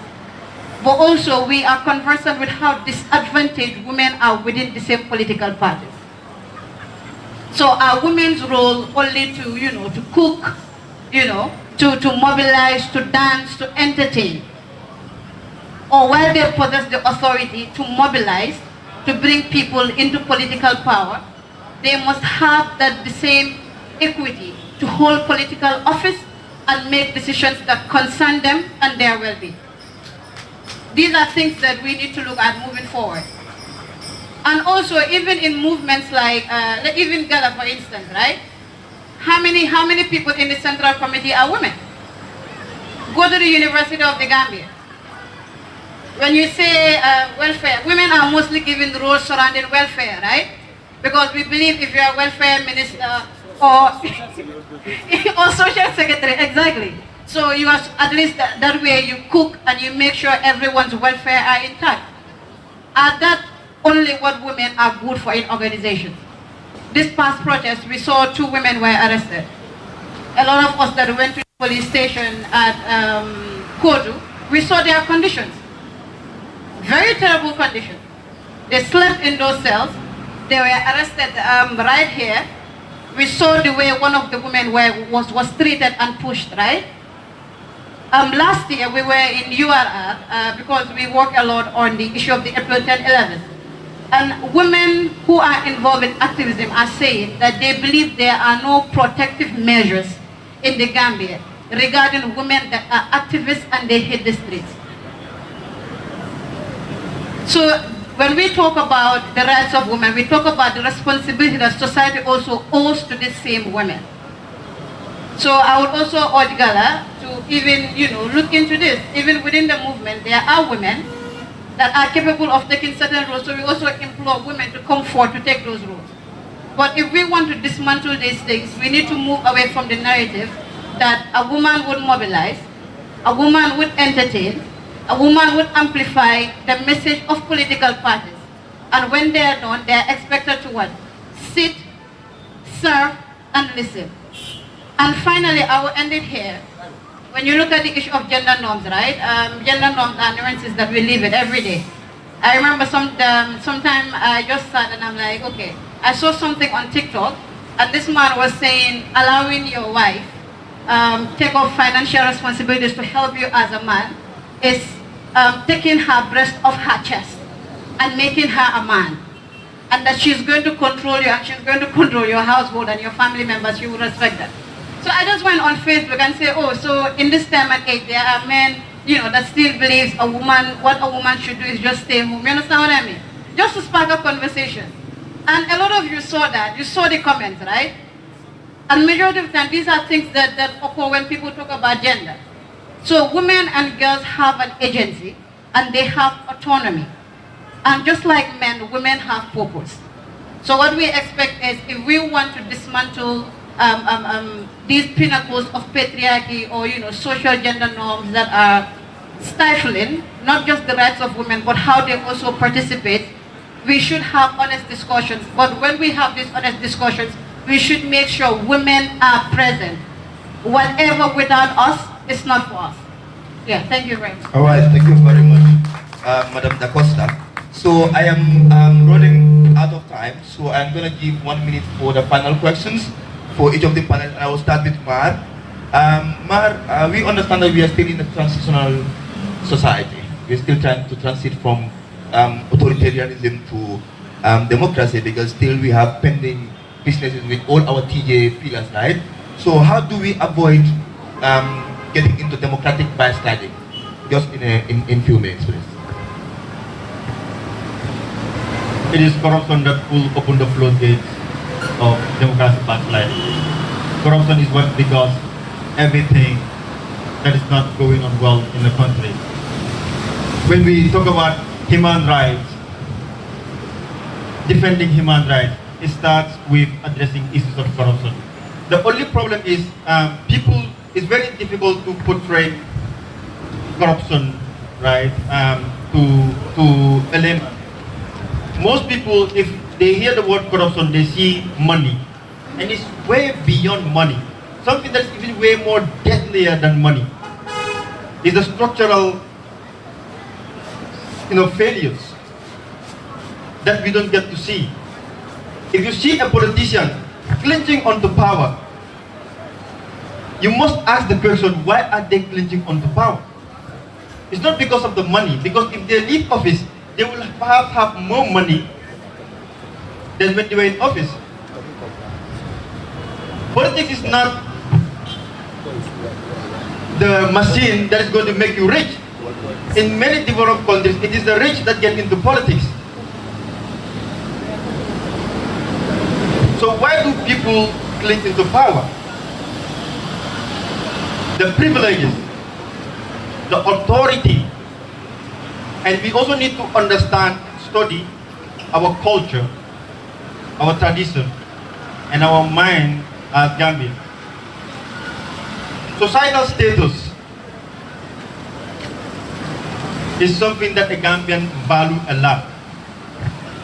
To an extent, if they get into office, the respect that they receive from the people, the way our own people worship them, the way our people bow down to them, contributes to why they don't want to leave office.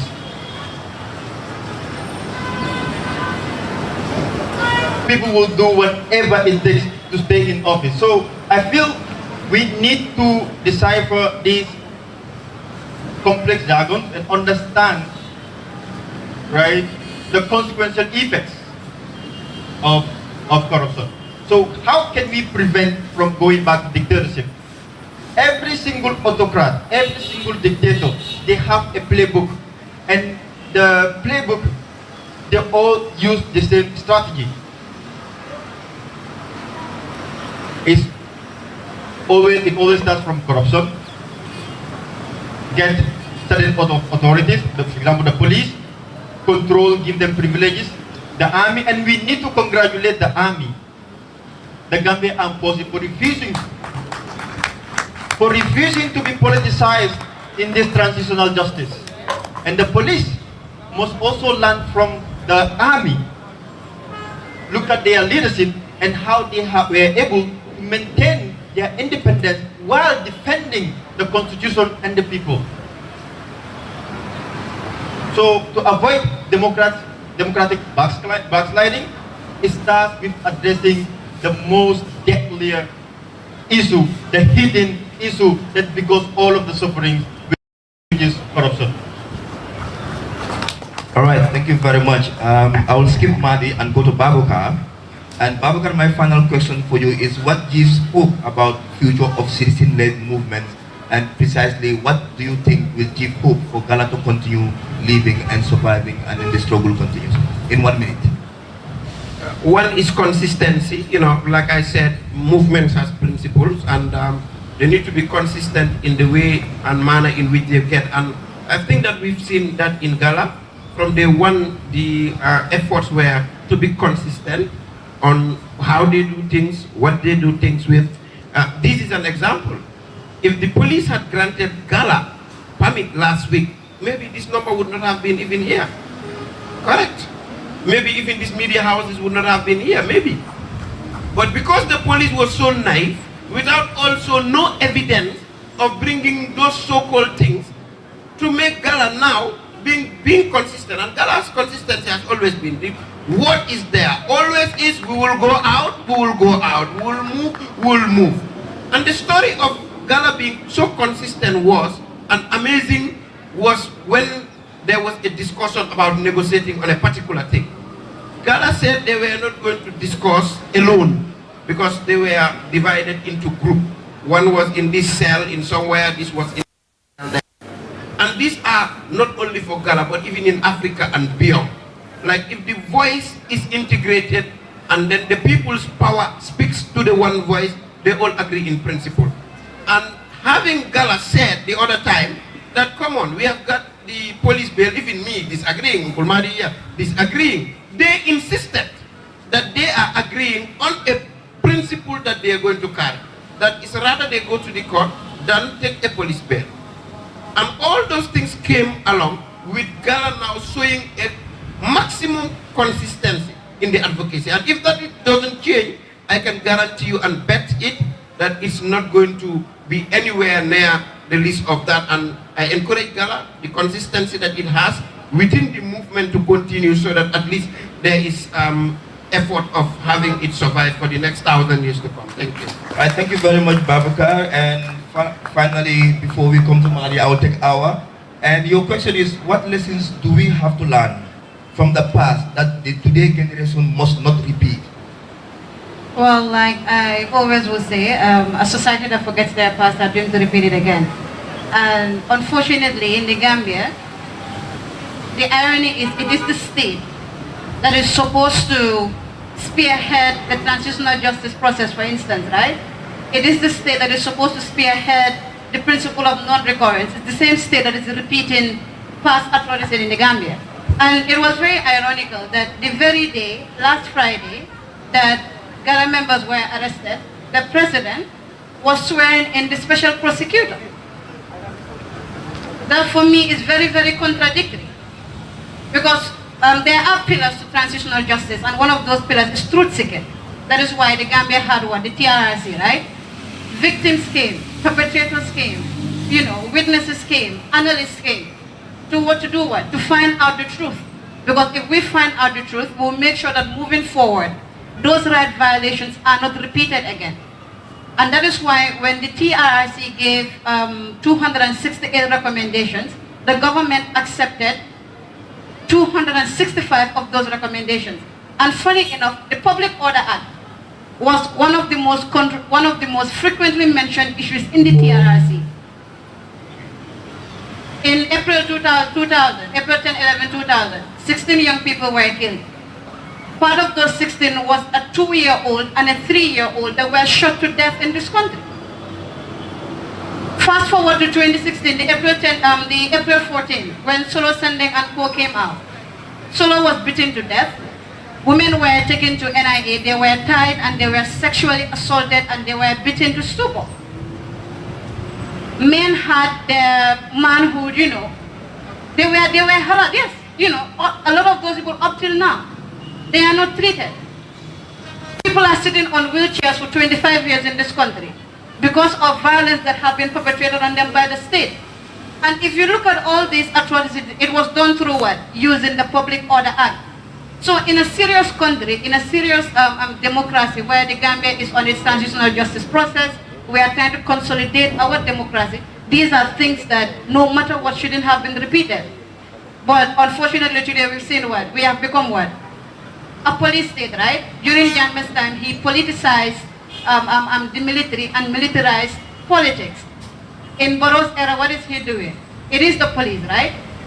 And this just goes to say that, like everybody was saying, our close here, power is in the hands of each and every one of us.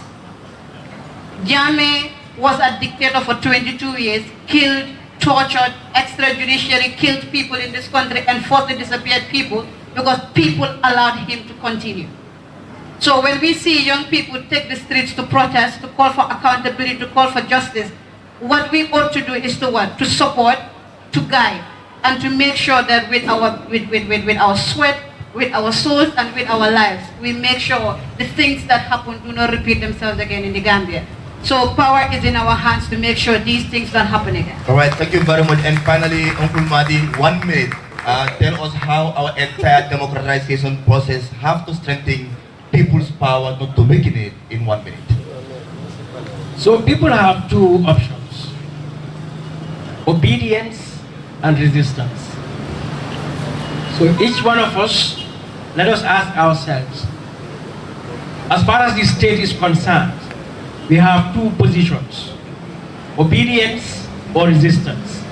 And this is the story of the people in every country, in every time, since the beginning of this world. Are the people obedient to corruption? Are they obedient to autocrats? Are they obedient to abusive public institutions and officials? Are they obedient to discrimination and injustice at home, in the workplace, in the community? Because this fight is not just to start against the state. I just talked about women's issues. We have to fight for justice at home, in our workplace, in the market, and everywhere in society. So are we going to be obedient to those exploitative, oppressive, discriminatory, patriarchal ideas that entertain marginalization of people because of their name, their origin, their sex, their disability, their age, and everything else? Or are we going to resist? That we will not accept this and we want justice. So to build democracy in this country, like it has been done everywhere in the world, it is the people. Are we obedient or are we resistant? So this is what I will tell Gambians. If you want to be obedient, rest assured, injustice will prevail, corruption will prevail, oppression will prevail, as it does everywhere in the world. Because when the Egyptians were obedient, Mubarak was sitting on their heads. But in the Arab Spring, the moment they resisted, who would imagine that Mubarak would be kicked out by the people of Egypt? And that is just one example. All right, we were obedient, but in 2016, on the 1st of December, then we resisted. Jammeh left it, because we have said Jammeh was so powerful that even when you mention his name, these walls would hear you, would report you to him. The trees would hear you. All right? But when we resisted, all right, we voted him out, and he resisted on the 7th. He accepted on the 2nd of December, and then turned around on the 7th. But we resisted. Eventually he left.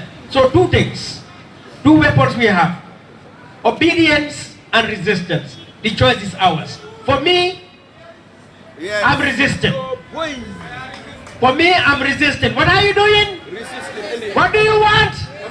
What do you want? What do you do? What do you do? When? When? When? What do you do? What do you want? Resistance! All the way! All right, thank you. Resistance! Thank you. All the way! Thank No you. obedience! Thank you very much. Thank you very much, Mr. Madi Jopate, Mr. Marnyang, Babu Karnyang, and of course, Ms. Awata Costa for the insights during the panel. And on behalf of Gambians Against Looted Assets and all the attendees, I will now retire you to your seats and thank you once again for those great brilliance. Babakar, you want to sing?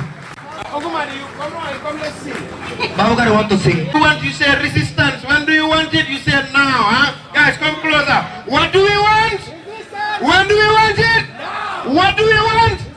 When do we want it? What do we want? When do we want it? Joe boy! Joe boy! Yay!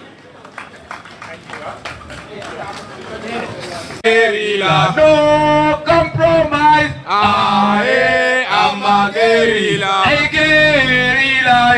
Aye, I'm a guerrilla. Hey, guerrilla, eh, ah, eh, I'm a guerrilla. No compromise, ah, eh, I'm a guerrilla. No compromise, ah, eh, I'm a guerrilla. Hey, guerrilla, eh, ah, eh, I'm a guerrilla. Hey, guerrilla, eh, ah, eh, I'm a guerrilla. No compromise, ah, eh, I'm a guerrilla. So I'm going to sing this song. This song comes from the African Revolutionary Movement. This is a song that was sung by Mkoto Sizwe. Mkoto Sizwe was the armed wing of the ANC against apartheid in South Africa.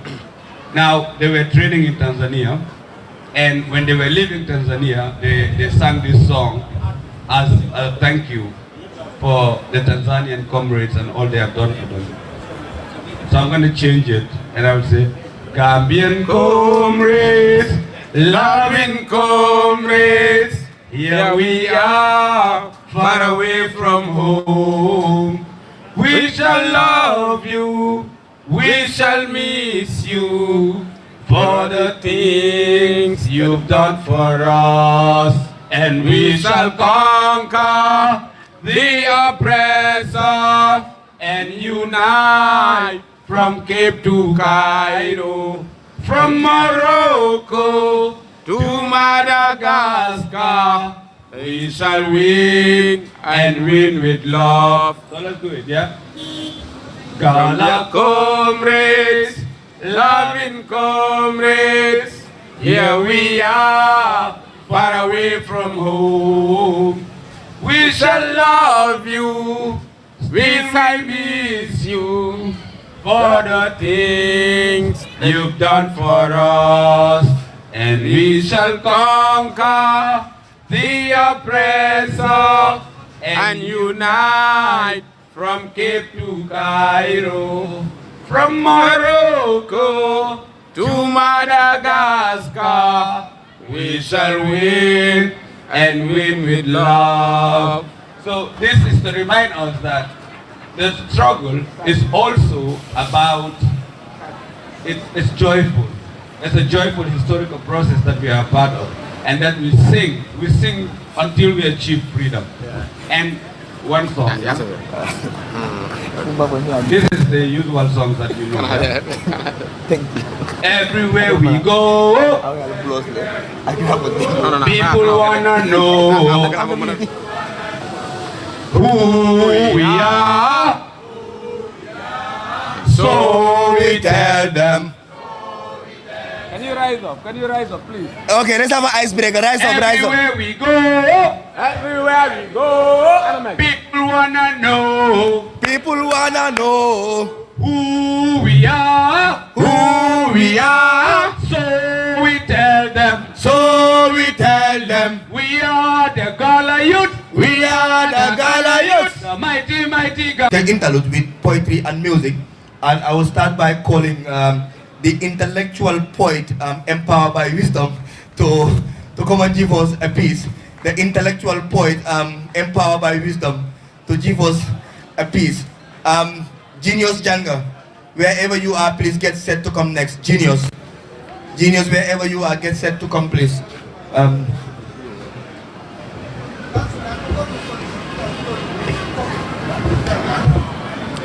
Assalamu alaikum to you all.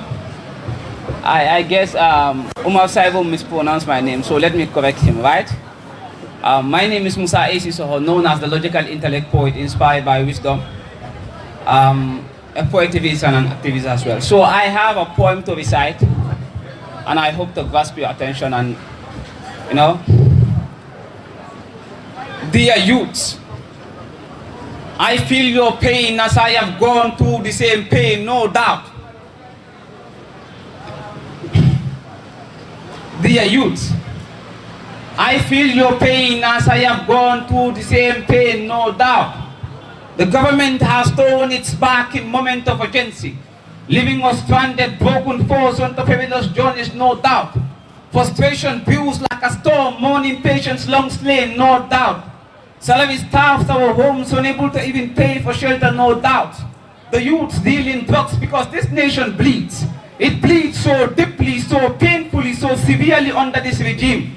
But let this not justify folding your hands, silencing your voice, surrendering your fight. For what are those not torn raid until blood is spilled?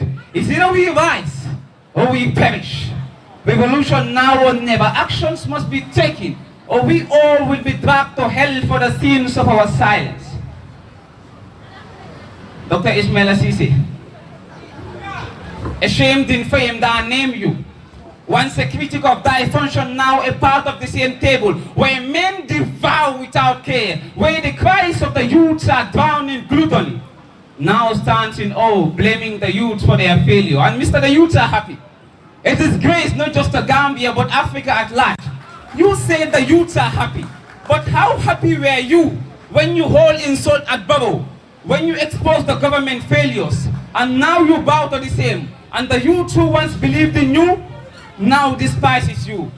If only they felt what the youths endure, the Mediterranean Sea swallows our brothers and sisters whole, while back home, opportunities are a mirage. Leadership stumbles and crumbles, corruption flourishes while we languish, leaders falter, their promises shatter, and the sad reality of Gambia unfolds before us. And I say to the government, awake your consciousness. For your people are drowning deep down. Sadness grips our hearts, anger feels through, running through our veins like the flowing of blood. And yet, you ignore our struggles, our cries for relief, offering no healing, dealing in vain, deepening our grief. I mean, the Gambian people suffer, brother. Our patients wanting hunger gnaws at our soul, and yet you let corruption win like Berenas winning over our Gambian youths. Some toil like bees, you're paid unjustly. Others wake with empty pockets. Anxiety, weak and sick, lack the means, no back to back up who sticks with us if the government lacks the ideas to stick by us to remedy the crisis and address the masses. Imagine that Gambia. How do you think the heroes of our nation will feel, knowing that the country they fought for so tirelessly is run by hungry lunatics who have degrees in corruption and PhD in stealing public funds? I bet Sadauda will whip, Edward Francis Small will cry for a nation led by greed, where truth was to die. To wake it alive is a crime designed by political aliens. Among the three arms, corruption thrives. Your actions prove that you won't improve. Revive Mother Gambia. We won't survive if we repeat the same mistakes we made in 2021 on 2026. So to my fellow Gambians, open your eyes, see through the lies, for corruption has blinded their hearts. I mean, it's time to rise, to demand a change, to sever the ties. Let them drop their neckties. And we tired. And we tired. I mean, the cries of change are loud, right? The suffering is real. Let 2026 be the year we finally heal. At the ballot box, let our voices be heard. For the broken contract cannot be fixed until and unless change is realized. Thank you. Follow for Gambia lua benyama salam sabalal damali. Kadung spate agent kilin sabahane ya female to selo kono. Bari minister kari ni terro to kari milongol sunyan se be ba tare ya lo panjul office balkon. Toina lombo toinende. Dinin dolo. Ate ulu tabaka usati loko. Abana fa ya ulu batale kono. Ya gulu amenda hani se bo bata kilo kono. Udo ku sifati jama minke nyi sate kono. Kabonna ku jiba ma folu lung blok ko so be fase do sama no so kono ya dia la alfalla. Kadonna tata marché do bar hani terase ke mo fa buka fenke no panyel kono. Abala fa warta. Fonninke tije nyi sate kono mi be kontandi. Wodo di yusa habiti limbali ku mola dangi la suba kono. Ku jamal lebe ngin sate kono. Bara fete sata lano. Bari fen kumari ngol dol se fono fo ko dol se lonno ka nyoko no to dia fo kuma sahyari ngo so dunno so do mol kono nyi sate kono alfal ka boring kabirin somonda fo wularo hani samata kendo buka dunno dimbe al balindiro buka